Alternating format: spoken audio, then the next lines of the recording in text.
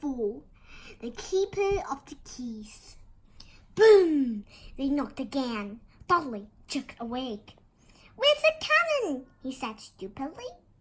There was a crash behind them and Uncle Vernon came skidding into the room. He was holding a rifle in his hands. Now they knew what had been in the long, thin package he had brought with them. "Who's there?" he shouted.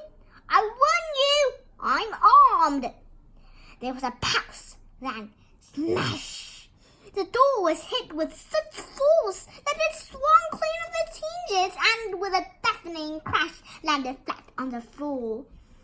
A giant of a man was standing in the doorway. His face was almost completely hidden by a long, shaggy mane of hair and a wild, tangled beard. But you could make out his eyes, glinting like black beetles under all the hair. The giant squeezed his way into the hut, stooping so that his hat just brushed the ceiling. He bent down, picked up the door, and fitted it easily back into its frame. The noise of the storm outside dropped a little. He turned to look at them all. "Couldn't make us a cup of tea, could ya? It's not been an easy journey." He strolled over to the sofa where Dolly sat frozen with fear. "Put up your great lump," said the stranger.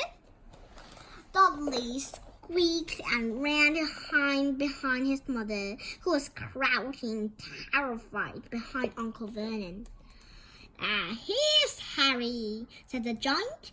Harry looked up into the fierce, wild, shadowy face and saw that the beetle eyes were crinkled in a smile. "Last time I saw you, you was only a baby," said the giant. "You look a lot like your dad, but you got your mom's eyes." Uncle Vernon made a funny rasping noise. "I demand that you leave at once, sir," he said. "You're breaking an injury." "Shut up, Dudley, you great prune," said the giant. He reached over the back of the sofa, jerked the gun out of Uncle Vernon's hat, split it into a knot as easily as if it had been made of rubber, and threw it into a corner of the room. Uncle Vernon made another funny noise, like a mouse being thrown out. "And we, Harry?" said the giant, turning his back on the Dursleys. "A very happy birthday to ya. Got some Africa here. I might have sat on it at some point, but it'll taste all right." From an inside pocket of his black overcoat, he pulled a slightly squashed box. Harry opened it with trembling fingers. Inside was a large, sticky chocolate cake with "Happy Birthday, Harry" written on it in green icing. Harry looked up at the giant. He meant to say thank you, but the words got lost on the way to his mouth. And what he said instead was, "Who are you?" The giant chuckled. "True, I haven't introduced myself. Rubeus Hagrid, keeper of keys and grounds at Hogwarts." He held out an enormous hand and shook Harry's whole arm. "What about the tea, then, eh?" he said, rubbing his hands together. "I'm not saying no to some as long as you got it, mind?" His eyes fell on the antique grate with shriveled crisp packets in it, and he snorted. He bent down over the fireplace. They couldn't see what he was doing, but when he drew back a second later, there was a roaring fire there. It filled the whole damp hut with flickering light, and Harry felt the warmth wash over him as though he sunk into a hot bath. The giant sat back down on the sofa, which sagged under his weight, and began taking all sorts of things out of the pockets of his coat. A copper kettle, a squashy package of sausages, a poker, a teapot, several chip mugs, and a bottle of some amber liquid, which he took a swig from before starting to make tea.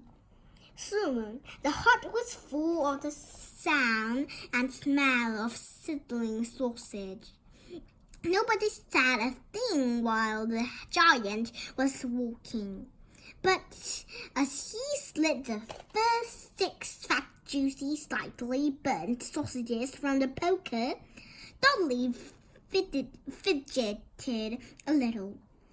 Uncle Vernon said sharply, "Don't touch anything he gives you, Dudley." The giant chuckled darkly. "Your great plenty of the sun don't need factoring anymore, Dudley. Don't worry."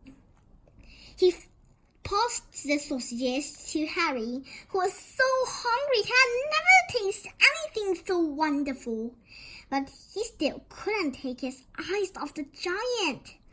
Finally, as nobody seemed about to explain anything, he said, "I'm sorry, but I still don't really know who you are." The giant took a gulp of tea and wiped his mouth with the back of his hand. "Call me Hagrid," he said. "Everyone does.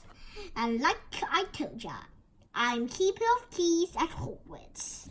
You'll know all about Hogwarts, of course." No," said Harry. Hagrid looked shocked. "Sorry," Harry had said quickly. "Sorry?" barked Hagrid, turning to stare at the Dursleys, who shrank back into the shadows. "It's them, Mr. Big Sorry. I knew ya weren't getting your letters, but I never thought ya wouldn't even know about Hogwarts. For crying out loud, did you never wonder where your parents learned it all?" "All what? All what?" asked Harry. "All what?" Hagrid thundered. "Now wait just a second. Just 1 second." He had leapt to his feet in his anger. He seemed to fill the whole hut. The Dursleys were cowering against the wall. "Do you mean to tell me," he growled at the Dursleys, "that this boy knows nothing about anything?" Harry thought this was going a bit far. He had been to school, after all, and his marks weren't bad. "I know some things," he said. "I can, do math stuff." But Hagrid simply waved his hand and said, "About our world. I mean your world, my world, your parents' world." "What world?" Hagrid looked as if he was about to explode. "Dursley!" he boomed. Uncle Vernon, who had gone very pale, whispered something that sounded like "Mingle Wingle." Hagrid stared widely at Harry. "But you must know about your mom and dad," he said. "I mean, they're famous. You were famous." "What? My mom and dad weren't famous, were they?" You don't know? Hagrid ran his fingers through his hair, fixing Harry with a bewildered stare. "I don't know what you are," he said finally. Uncle Vernon suddenly found his voice. "Stop!" he commanded. "Stop right there, sir! I forbid you to tell the boy anything." A braver man than Vernon Dursley would have quilled under the furious look Hagrid now gave him. When Hagrid spoke, his every syllable trembled with rage. You never told him what was in the letter Dumbledore left for him. I was there. I saw Dumbledore live it. Dursley, and you kept it from him all these years? Kept what from me? Said Harry eagerly. Stop! I forbid you! Yelled Uncle Vernon in panic. And Petunia gave a gasp of horror. Ah, go boil your hats, both of you, said Hagrid. Harry, you're with it.